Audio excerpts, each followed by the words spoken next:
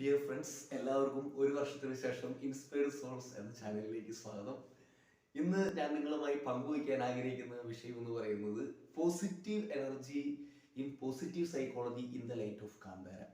അതായത് എനിക്ക് പോസിറ്റീവ് എനർജിയെ കുറിച്ചാണ് സംസാരിക്കാനായിട്ടുള്ളത്. പോസിറ്റീവ് എനർജി അല്ലെങ്കിൽ നെഗറ്റീവ് എനർജി നമുക്ക് ചുറ്റുമുണ്ടെന്ന് നമുക്ക് പലപ്പോഴും ഒരു തോന്നൽ പോലെ അനുഭവപ്പെടാറുണ്ട്. പോസിറ്റീവ് വൈബ് നമുക്ക് അനുഭവപ്പെടുന്നു, നെഗറ്റീവ് വൈബ് അനുഭവപ്പെടുന്നു എന്നൊക്കെ ചിലപ്പോൾ ആളുകൾ പറയുന്നതൊക്കെ കേട്ടിട്ടുണ്ട്. അപ്പൊ എങ്ങനെയാണ് നമുക്ക് പോസിറ്റീവ് എനർജി ഉണ്ടാകുന്നത്? ഫോർ എക്സാമ്പിൾ, നിങ്ങളെ ഏറ്റവും ഇഷ്ടപ്പെടുന്ന ഒരു സുഹൃത്തിനോട് കൂടി സംസാരിക്കുമ്പോൾ നിങ്ങളുടെ ഉള്ളിൽ ഒരു പോസിറ്റീവ് ഇമോഷൻ ഉണ്ടാകുന്നുണ്ട്. ലവ്, അഫെക്ഷൻ എന്നിവ ഉണ്ടാകുന്നുണ്ട്. Major emotions love, affection, Joy എന്നൊക്കെ പറയാം. പിന്നെ അതിന് കുറെ വകഭേദങ്ങളുണ്ട്.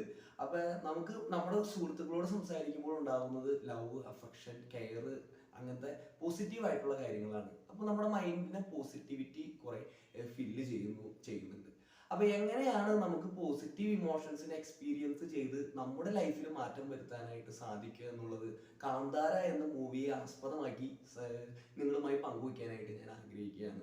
ഇപ്പോൾ നമ്മുടെ എല്ലാവരുടെയും ജീവിതത്തെ കുറിച്ച് ഒരു പർപ്പസ് ഉള്ളതായിട്ട് ചില മനുഷ്യർ വിശ്വസിക്കുന്നു, ചിലർ അത് വിശ്വസിക്കുന്നില്ലായിരിക്കാം. പക്ഷെ ഇതൊരു ടെലയോളജിക്കൽ വ്യൂ എന്നാണ് പറയുന്നത്. ഇപ്പോൾ ഫോർ എക്സാമ്പിൾ, എനിക്ക് മുന്നിൽ അവിടെ ഒരു ഫ്ലാസ്ക് ഇരിക്കുന്നുണ്ട്. അപ്പൊ ആ ഫ്ലാസ്കിനെ എനിക്ക് വെറുതെ വേണമെങ്കിൽ നോക്കി കാണാം, അല്ലെങ്കിൽ അത് വെള്ളം കുടിക്കുന്ന ഒരു വസ്തുവായിട്ട്, അല്ലെങ്കിൽ വെള്ളം ചൂട് സസ്റ്റെയിൻ ചെയ്യാൻ വേണ്ടിയിട്ട് ഉപയോഗിക്കുന്ന ഒരു വസ്തുവായിട്ട് എനിക്ക് അതിനെ കാണാനായിട്ട് സാധിക്കും. ഇപ്പൊ ഞാൻ അത് വെള്ളം ചൂട് സസ്റ്റെയിൻ ചെയ്യാനായിട്ട് ഉപയോഗിക്കുന്ന വസ്തുവായിട്ട് അതിനെ നോക്കി കാണുമ്പോൾ അതൊരു ടെലയോളജിക്കൽ വ്യൂ ആണ്. അതിനൊരു പർപ്പസ് ഉണ്ട് നമുക്ക് നോക്കി കാണാം. ഇപ്പൊ കാന്താര എന്ന മൂവിയിൽ ആക്ടറിന്റെ ആ ക്യാരക്ടർ നെയിം ശിവയാണ്. അപ്പൊ ഈ ശിവയ്ക്ക് ഒരു എന്താ പറയുക, ഒരു പർപ്പസ് ഉണ്ട്. അതായത് അദ്ദേഹം വന്നിരിക്കുന്നത് എന്താ പറയുക, ട്രഡീഷണലി അവർക്ക് ഗോഡ്സ് എന്നുള്ള ഒരു കൺസെപ്റ്റാണ് അവർ കൊണ്ടുവരുന്നത്. അദ്ദേഹത്തിന്റെ അപ്പൻ ഒരു ഗോഡായിട്ട് ഡിസപ്പിയർ ആകുന്നു. പിന്നീട് അദ്ദേഹം ഒരു സാധാരണ മനുഷ്യനെ പോലെ നായകൻ ഇങ്ങനെ എല്ലാ കാര്യങ്ങളും ചെയ്യുന്നു. സാധാരണ ആളുകൾ ചെയ്യുന്ന എന്തൊക്കെയുണ്ടോ അതെല്ലാം തന്നെ ഒരു ചെറുപ്പക്കാരൻ ചെയ്യുന്ന എല്ലാ കാര്യങ്ങളും അദ്ദേഹം ചെയ്യുന്നു. പിന്നീട് അവസാനം മൂവിയുടെ ആ ഒരു എൻഡിലേക്ക് വരുന്തോറും അദ്ദേഹത്തിന് മാറ്റങ്ങൾ വന്നുകൊണ്ടിരിക്കുന്നു. അതായത് അദ്ദേഹത്തിന്റെ കസിൻ ബ്രദർ ഗുരുവ മരിക്കുന്നതോട് കൂടിയാണ് അദ്ദേഹത്തിൽ കൂടുതൽ മാറ്റങ്ങൾ വന്നുകൊണ്ടിരിക്കുന്നത്. പിന്നീട് അദ്ദേഹം പ്രതികാരത്തിലേക്കൊക്കെ വരുന്നുണ്ടെങ്കിലും അതിനുശേഷം കാടിന്റെ മക്കളെയും നാടിന്റെ മക്കളെയും ഒന്നിപ്പിക്കുന്ന ഒരു ദൈവരൂപമായി അദ്ദേഹം മാറുകയും അത് ഒരു പോസിറ്റീവ് വൈബ് അവിടെ കൂടിയിരിക്കുന്ന ആളുകളിലേക്കെല്ലാം സ്പ്രെഡ് ചെയ്യുകയും ചെയ്യുന്നുണ്ട്. ഇപ്പൊ നമ്മൾ ഒരു പള്ളിയിലോ മോസ്കിലോ അല്ലെങ്കിൽ അമ്പലത്തിലോ പോകുമ്പോൾ നമ്മുടെ ഉള്ളിൽ ഒരു പോസിറ്റീവ് വൈബ് നമ്മൾ അറിയാതെ തന്നെ കടന്നു വരുന്നതായിട്ട് നമുക്ക് കാണാം.